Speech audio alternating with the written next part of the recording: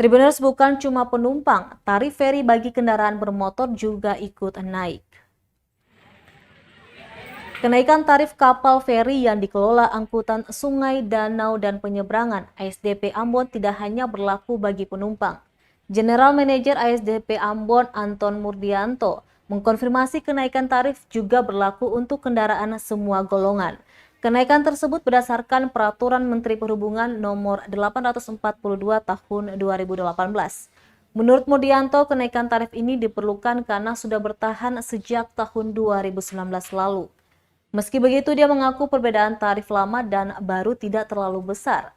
Hal itu agar tetap memberikan kemudahan bagi para pelaku perjalanan yang sering melakukan penyeberangan.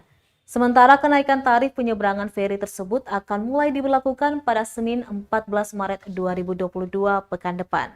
Saat ini pihak ASDP Ambon terus melakukan sosialisasi harga baru kepada masyarakat. Bahwa setiap 2 tahun sekali itu kita bisa ngajuin kenaikan tarif. Nah, karena itu tarif kita itu sudah mulai tahun 2019, sudah 3 tahun belum ada penyesuaian.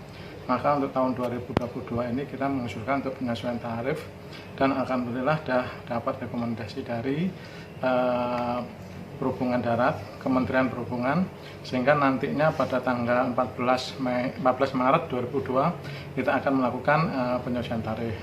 Namun untuk itu kita perlu adanya perbaikan, yaitu pertama adalah mengenai kenyamanan mengenai pengguna jasa, termasuk sarana dan prasarananya harus kita perbaiki semuanya.